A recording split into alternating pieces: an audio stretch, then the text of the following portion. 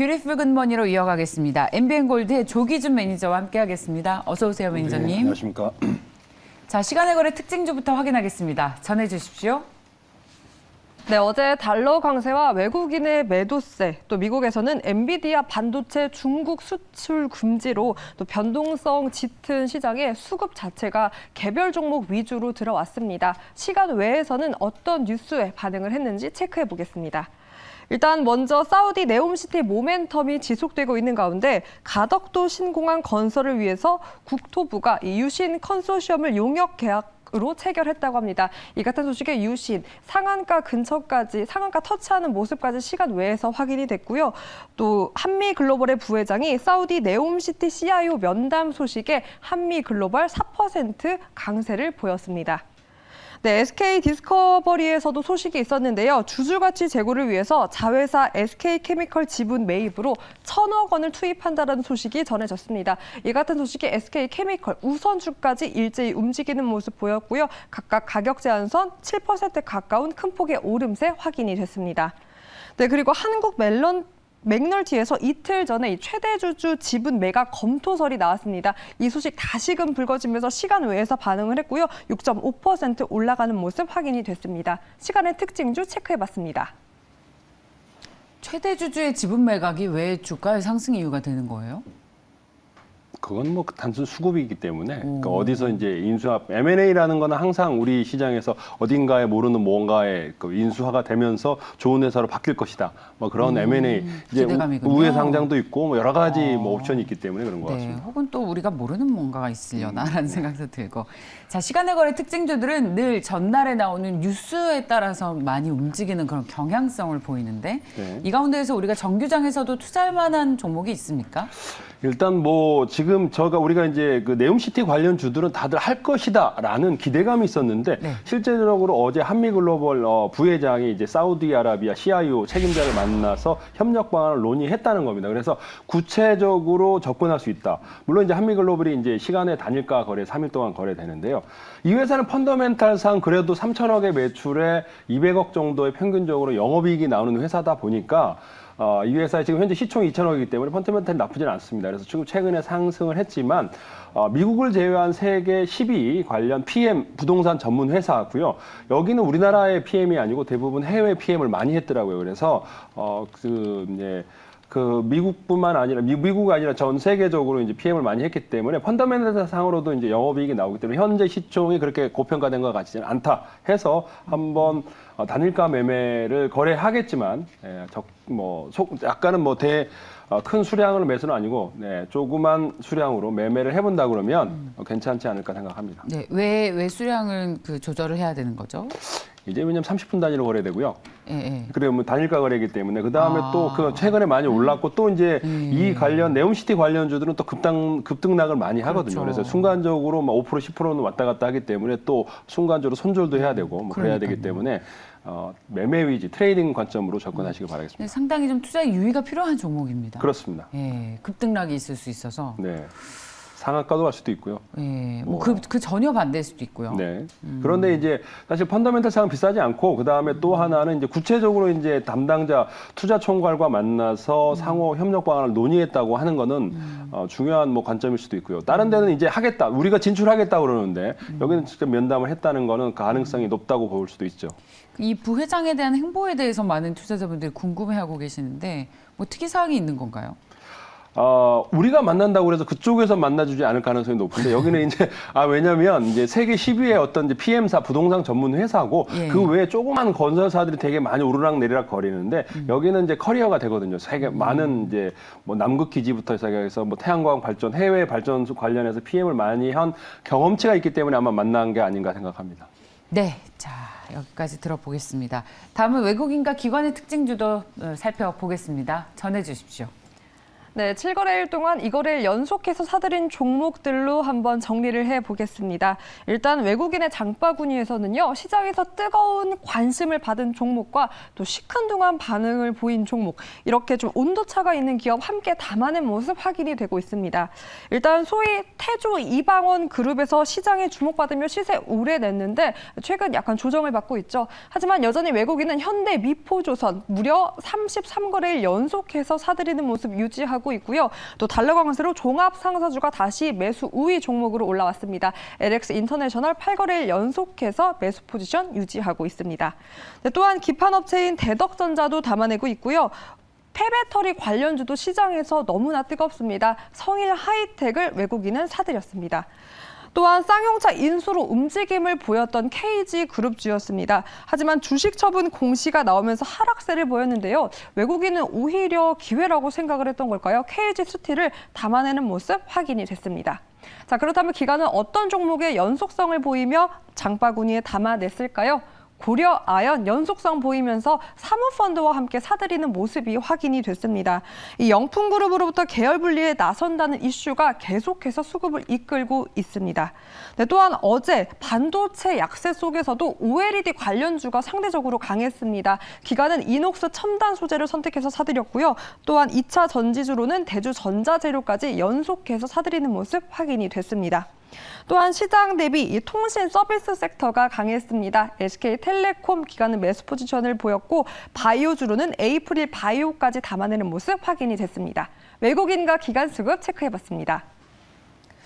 조선주인 현대미포조선이 8월 말부터 고점을 찍고 계속 좀 하락하고 있는데 외국인의 사랑은 네. 정말 식지 않습니다. 굉장히 뭐 쉬지 않고 매수를 하더라고요. 그래서 예. 조선주는 조금 어떤 눌림목 거치면 다시 재상승할 것 같은데 저는 이 종목 중에서도 가장 눈에 띄는 거는 사실은 성일 하이텍입니다. 그래서 성일 하이텍이 저번에도 한번 추천드렸던 것 같은데 이미 소개를 해주셨고 그때 제가 많이 올랐습니다. 제가 신규 상장주라고 좀 의심을 했는데 그 의심을 보기 좋게 뒤엎고 네. 소개해 주셨던 신규 상장 주식들의 수익률이 요즘 엄청 좋습니다. 사실 세비캠이 뭐 많이 떴는데 그거는 이제 유통 물량이 많이 없다 보니까 많이 뜬 거거든요. 그래서 뭐 폐배터리 관련 주로 해서 이제 상승률이 제일 높은데 이 회사도 지금 면체 만만치 않게 높게 올라가고 있습니다. 근데 네. 중요한 거는 제가 생각하기에는 여기가 이제 다른 에코프로라든가 포스코도 이제 시작한 파일럿 단계인데 이 회사는 벌써 작년에 6만 톤 전처리를 하고요.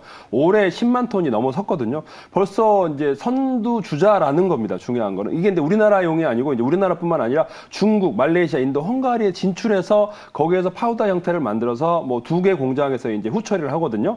거기서 이제 후처리를 해서 코발트, 니켈, 리튬을 생산할 수 있는 모든 기술을 갖추고 있는 회사고 삼성 물산과 삼성 SDI가 14%를 투자한 회사입니다. 그래서 그만큼 선두권에 있는 회사라고 보고 있고 이 회사는 이제 건식과 습식이 있는데 습식 방식으로 생산을 하고 있습니다. 그래서 미국에서 지금 현재 2조 정도 되는 시총의 회사가 있는데 그 회사도 지금 현재 6만 5천 톤 정도밖에 생산을 못 하고 있거든요. 그래서 글로벌 지금 현재 폐배터리 관련해서 리사이클 1위 회사다. 라고 생각하고 있고 지금 이제 어제까지 보호해서 물량이 나왔는데 그거를 지금 현재 해소하고 있습니다. 그래서 네, 소화를 다 했군요. 네, 세비캠처럼 이제 80만, 70만 주 정도 되거든요. 그래서 20만 주와 이제 기존 주주들 해서 70만 주 정도를 지금 소화 과정에서 세비캠처럼 뭐 상한가를 치는 건 아니지만 그래도 상승했던 이유는 그 물량을 소화하면서도 지금 올라가고 있지 않냐 싶어서 굉장히 강한 회사라고 생각합니다. 네, 그래서 여전히 예, 추가 상승 여력이 있다. 저는 이제 기본적으로 15만 원 정도 목표까지 했는데 한 20만 원까지는 예, 가능할 것 같다 생각을 합니다. 그러니까 세비캠에 비하면 아직 뭐 많이 못 올랐다라고. 물론 시총은 이제 세비캠이 1조 미만이지만 이게 예. 1조 4천억 뭐 근데 2조까지 넘어갈 것 같다는 생각을 합니다. 그래서 현재 매출액이 나오고 있고요. 10만 톤을 벌써 리사이클을 하고 있고 이런 다른 회사들은 대부분 이제 할 거야. 내년 2023년, 24년에 할 거다라는 계획인데 여기는 지금 벌써 그 1,300억의 이번에 공모 자금으로 미국 진출, 폴란드 진출, 포스코랑 같이 폴란드 진출한다 그러거든요. 미국에서도 지금 러브콜을 보내고 있고 그래서 기술력이 있기 때문에 전 세계에서 지금 러브콜을 보내고 있다고 생각합니다. 그래서 1위 회사로 등극할 것 같다 생각이 듭니다. 한번 제가 의심을 했다가 그걸 보기 좋게 뒤엎었기 때문에 추가 질문은 없습니다. 기관 특징주는 뭡니까? 기관 특징주는 최근에 신규 상장 종목입니다. 그래서 이것도 뭐냐 그랬을 때 이게 신규 이제 상장의 남자. 네, 아니 뭐 신규 상장 주들이 또 세비캠처럼 많이 가면 또 이렇게 다른 옛날에 기존 주식들은 많이 오르면 30%, 50%인데 신규 상장주는 뭐 300%, 500% 가기 때문에 한번 잘 관찰하다 보면 좋은 투자 기회가 있을 것 같습니다. 그래서 이 에이프릴도 지금 상장한 지 한 달 됐습니다. 근데 저도 이 회사가 지금 16,000원에 상장을 했기 때문에 물량이 나올 줄 알았어요. 120만 주 보유수가 풀렸는데 아니 근데 외국인이나 기관이 샀더라고요. 그래서 아 이게 뭐지라는 생각이 들더라고요. 그래서 공모가 대비 최근 들어서 지금 수급 상황을 보면 외국인들이 어제 뭐 한 3, 4일 정도 샀고요. 기관도 3일 정도 계속 담아내고 있습니다. 그래서 최근에 이제 이날부터 이제 보호수가 풀렸는데도 28일부터 물량을 대려 매도하는 게 아니고 기타 법인은 좀 팔지만은 다른 데서 지금 기관하고 외국인들이 매수를 하고 있다 생각이 들고 이 회사는 뭐 하는 회사냐면 혈장 알부민 단백질 결합 바인더 기술을 가진 회사고요. 룬드백사에다가 5,400억 기술을 이전을 한 회사입니다. 그래서 240억 정도의 계약금을 받은 회사이기 때문에 바이오 플랫폼인데 여기에 특징적인 건 유한양행이 10% 정도 지분을 가지고 있습니다. 그래서 그런 앞으로 이제 이런 유한양행과 공동 개발하는 것도 있고 해서 지금 차트를 보시면 이제 2만 원 선에서 계속 횡보하고 있다가 최근에 3일 동안 올랐거든요. 보유수 물량이 나오면서 빠질 줄 알았는데 의외로 대로 반등했기 때문에 제가 보기에는 이게 2만 5천 원까지 가고 목표가는 한 3만 원까지도 잡아드려도 어떨까 생각하고요. 손절가는 한 18,000원 네, 짧게 잡아드리겠습니다. 네, 자 여기까지 듣겠습니다. 다음은 사모펀드 특징주를 살펴볼까요? 전해주십시오. 네, 사모펀드는 기관과 외국인의 수급보다 상대적으로 절대적 그리고 단기적 수익을 지향합니다. 네, 이 부분 참고하면서 어떤 종목 사들였는지 체크를 해보겠습니다. 일단 자동차에 여전한 관심 두고 있습니다. 현대차에 이어서 이번에는 기아를 더 강하게 사들이는 모습이 포착이 되었는데요. 기아가 국내외에서 이 8월 판매량이 전년 대비 증가세를 보였습니다. 다만 화재 우려와 조리 문제로 리콜 소식까지 전해진 만큼 뉴스 팔로우하면서 계속해서 흐름 체크해 보시기 바랍니다. 네, 또한 고려 아연 사모펀드와 함께 담아내는 모습 확인이 됐고요. 또한 어제장 강했던 게 바로 이 애플과 타의 그 XR 기기 하반기에 양산할 것이다라는 기대감에 관련주들이 강한 흐름을 보였는데요. 사모펀드는 유플렉스를 담아냈습니다. 어제는 8% 넘게 강세 흐름까지 이어갔습니다. 네, 또한 HLB 바이오주 선택해서 사들였는데요. 이 프랑스 파리에서 열리는 유럽 종합학회에서 이 연구 결과를 발표한다라고 합니다. 그 기대감에 HLB 사들이는 모습이 확인이 됐고 또한 추석을 앞두고 또 계절적 성수기를 맞이하고 있죠. 반값 진짜 비싼데 벌써 매진된 곳 많더라고요. 파라다이스를 연속성 보이면서 사들이는 모습까지 확인이 됐습니다. 네, 그럼 오늘 날짜로 출간된 리포트까지 한번 확인해 보도록 하겠습니다. 첫 번째로는 하나금융투자에서 나온 카카오입니다. 이 구체화되어가는 광고 성장 전략이라는 제목으로 나왔는데요. 보장형 광고 지면 확대로 광고 매출의 안정성과 또 검색형 광고로 인해서 광고주 확보에 대한 안전성까지 확보했기 때문에 매출 성장 가능하다라고 봤습니다. 네, 이 같은 것을 고려해서 목표가로는 13만 5천 원을 제시했습니다. 네, 이어서 코스모 화학 보겠습니다. 요즘 폐배터리 관련주가 정말 핫한데요. 하나금융투자에서도 관련된 리포트가 나왔습니다.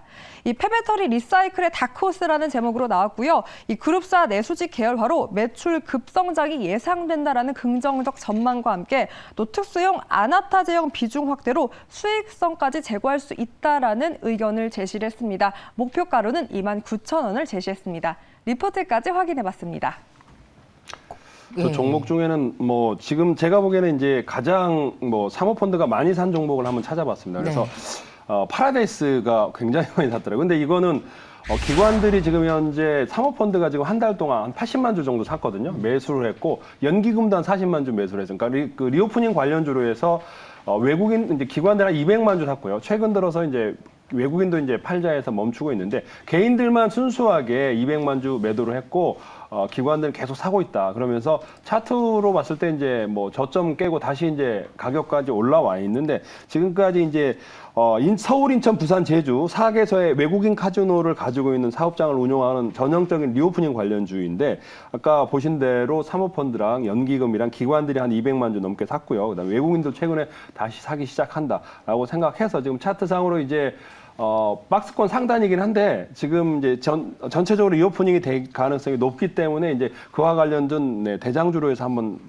추가 상승 가능하지 않을까 싶어서 목표가는 지금 현재가 매수한다면 18,500원, 네, 전 조금 더 이제 고점을 잡아봤고요. 손절가는 14,000원 정도 잡아봤습니다.